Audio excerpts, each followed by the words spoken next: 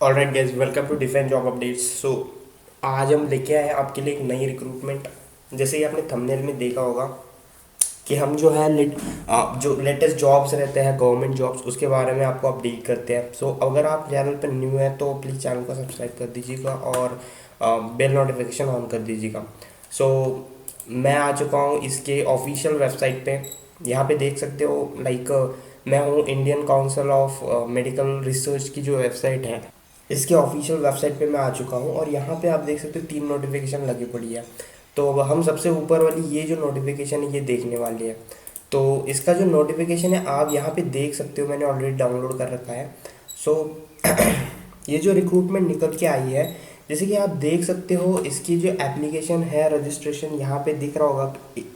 18 अक्टूबर 2020 से लेके आपके 8 नवंबर 2023 तक इसके एप्लीकेशन चलेंगे। सो ये बात आपको ख्याल में रखनी होगी।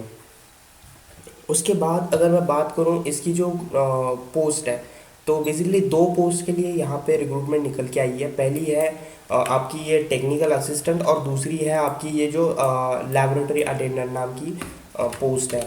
उसके बाद अगर मैं बात करूं इसके बारे में, तो आपको लाइक यहाँ पे पोस्ट दिख रहे होंगे। यहाँ पे टेक्निकल असिस्टेंट के डिफरेंट डिफरेंट पोस्ट है, ठीक है। जैसे कि यहाँ पे देख सकते हो आप ये जो है बायोस्टैटिक्स में पोस्ट है। उसके बाद ये जो है असिस्टेंट नेटवर्किंग में पोस्ट है। उसके हिसाब से जो डिग्री है वो मैंडेटरी उन्होंने की है कि आपको बैचलर्स ऑफ स्टैटिस्टिक्स में डिग्री होनी चाहिए और इसके पोस्ट भी यहाँ पे दे रखे हैं, ठीक है। उसके बाद अगर मैं बात करूँ नेटवर्किंग की, तो नेटवर्किंग में यहाँ पे बैचलर डिग्री और कंप्यूटर साइंस में होनी चाहिए आपकी, या फिर आपके पास अगर इंजीनियरिंग डिप्लोमा है कंप्यूटर साइंस में तो आप इसके लिए अप्लाई कर सकते हो, ठीक है। उसके बाद आती है असिस्टेंट प्रोग्रामर की। तो इसमें भी सेम ही है, अगर आपके बैचलर डिग्री है कंप्यूटर साइंस से या फिर कोई डिप्लोमा किया है कंप्यूटर साइंस से तो आप इसके लिए अप्लाई कर सकते हो। उसके बाद ये पोस्ट जो आती है टेक्निकल असिस्टेंट लैबोरेटरी के लिए, जिसमें कि 3 इयर्स का बैचलर्स डिग्री होनी चाहिए माइक्रोबायोलॉजी में, ठीक है। उसके बाद आती है अपनी जो है टेक्निकल असिस्टेंट रिसर्च मैनेजमेंट में, जिसमें डिग्री होनी चाहिए कॉमर्स में। उसके बाद टेक्निकल जो है कम्युनिकेशन में आता है, जिसमें bachelor of computer science in mass virtual communication और एडवर्टाइजिंग डिजाइनिंग में, कि इसमें कोई भी डिग्री है तो चलेगी आपके लिए। उसके बाद सोशल साइंस है। उसके बाद पब्लिक हेल्थ है। उसके बाद फील्ड एक्टिविटीज़ है, इलेक्ट्रिकल इंजीनियरिंग है। और इसके हिसाब से डिफरेंट डिफरेंट आपकी जो है लाइक डिफरेंट डिफरेंट ब्रांचेस है डिग्री के। आप जिसमें लाइक आपकी जो कैटेगरी आती है उसमें आप पोस्ट के लिए अप्लाई कर सकते हो। मेक श्योर आप अपना जो जो रिजर्व कैटेगरी है वो देख लीजिए कितने पोस्ट है और क्या आपके लिए पोस्ट अवेलेबल है आपके जो कैटेगरी है उसके लिए, वो भी आप चेक कर लीजिएगा। उसके बाद जो दूसरी पोस्ट है लेबोरेटरी अटेंडेंट की, इसके लिए ऑलमोस्ट यहाँ पे देखिए 4 अलग अलग पोस्ट निकल के आई है, जिसमें कि लेबोरेटरी है, कंडीशनिंग है, उसके बाद प्लम्बर है और जनरल है। तो इसमें जो इन्होंने मांगा है, इन्हें 10th पास इन्होंने मांगा गया है और 1 साल का एक्सपीरियंस मांगा गया है लाइक रजिस्टर्ड लैब में। उसी के साथ इसमें भी 10th पास मांगा गया है और इसमें भी 1 ईयर का एक्सपीरियंस भी मांगा गया है। और प्लम्बर के लिए भी 10th पास और 1 साल का एक्सपीरियंस मांगा गया है। और साथ ही साथ इसमें भी लेबोरेटरी जनरल का है, तो इसमें भी लाइक टेंथ पास होनी चाहिए और लैब में आपका एक्सपीरियंस होना चाहिए 1 साल का।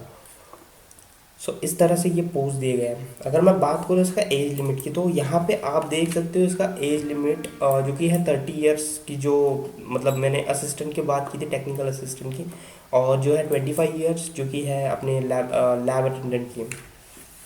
इसका एज क्राइटेरिया है और ये डिपेंड करेगा आपका रिलैक्सेशन, अगर आप ऐसे सिस्टम बिलोंग करते हो तो आपको रिलैक्सेशन भी मिलेगा इसमें, ठीक है। उसके बाद अगर मैं नीचे और जाऊँ और अगर मैं यहाँ पे देखूँ तो यहाँ पे देखिए रिलैक्सेशन का भी इन्होंने दे रखा है। SC ST के लिए 5 इयर्स है, उसके बाद बैकवर्ड क्लासेस के लिए 3 इयर्स है लाइक, और डिसेबल पर्सनस के लिए ये एडिशनल जो चीज़ है वो दे रखी है लाइक 10 इयर्स का रिलैक्सेशन रहेगा डिसेबल्स के लिए। और SC ST में बिलोंग करते हो तो 15 इयर्स, 5 इयर्स मोर एक्स्ट्रा, और OBC के लिए 3 इयर्स एक्स्ट्रा मिलेगा लाइक 13 इयर्स। उसके बाद एक्स सर्विसमैन की बात करूँ तो अगर आप एक्स सर्विसमैन में बिलोंग करते हो तो ये जो रिक्रूटमेंट है इसमें 3 साल के अगर आप रिटायर हुए और उसके बाद आपको 3 साल हो चुके हैं उसके अंदर आप इसके लिए अप्लाई कर सकते हो। और उसी के साथ SC/ST OBC के लिए जो है तो 5 और 3 ईयर्स रिस्पेक्टिवली के साथ जो रिलैक्सेशन उन्होंने दे रखा है। So this is how it works. उसके बाद लाइक सेंट्रल गवर्नमेंट के जो एम्प्लॉयज़ हैं उनके लिए इन्होंने कुछ रिजर्वेशन दे रखा है ग्रुप बी और ग्रुप सी के पोस्ट के लिए। अगर मैं और नीचे अगर आता हूँ तो इसमें कुछ खास आपको दिखेगा लाइक इसमें आपको रिटर्न एग्जामिनेशन मिलेगी सबसे पहले। अब रिटर्न एग्जामिनेशन में क्या होगा, 90 मिनट्स का आपका एग्जामिनेशन होगा जिसमें 100 मल्टीपल चॉइस टाइप क्वेश्चन रहेंगे और 100 मार्क्स के लिए रहेंगे, ठीक है। अब अब इसमें नेगेटिव मार्किंग रहेगी, ठीक है। लाइक अगर आपका कोई गलत आंसर आता है तो उसके आपको 0.25 मार्क्स डिडक्शन होंगे। सो मेक श्योर इसका ध्यान रखिएगा। और अगर मैं बात करूँ एग्जामिनेशन सेंटर के तो यहाँ पे 2 सेंटर्स इन्होंने दिए गए हैं, पहला है चेन्नई, दूसरा है पौंडुचेरी। सो ये 2 सेंटर ही अवेलेबल है। तो आप जिस सेंटर से बिलोंग लाइक जिस सेंटर के पास आप रहते हो उसके लिए आप अप्लाई कर सकते हो। उसके बाद देखो स्कीम ऑफ टेस्ट इन्होंने दे रखा है टेक्निकल असिस्टेंट के लिए, लाइब्रेरी अटेंडेंट के लिए। और यहाँ पे डिफरेंट डिफरेंट कोड है, जैसे कि पोस्ट कोड ये LA से GR तक, और ये जो पोस्ट कोड है LA लैब AC2 PL तक। तो इस कोड के लिए डिफरेंट डिफरेंट जो टेस्ट का क्राइटेरिया है वो बनाया है उन लोगों ने। लेकिन मोस्ट ऑफ द टाइम जो चीज़ें हैं मार्क्स लाइक जो सब्जेक्ट है वो सेम ही है, बस मार्क्स में थोड़ा बहुत डिफरेंट है। उसके बाद अगर मैं बात करूँ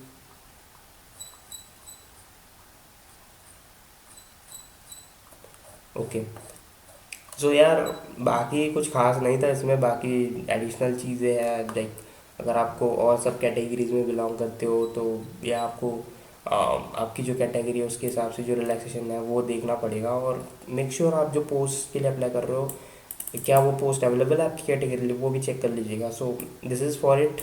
आई होप ये वीडियो अच्छा लगा होगा और चलो नेक्स्ट वीडियो में मिलते हैं। Thank you.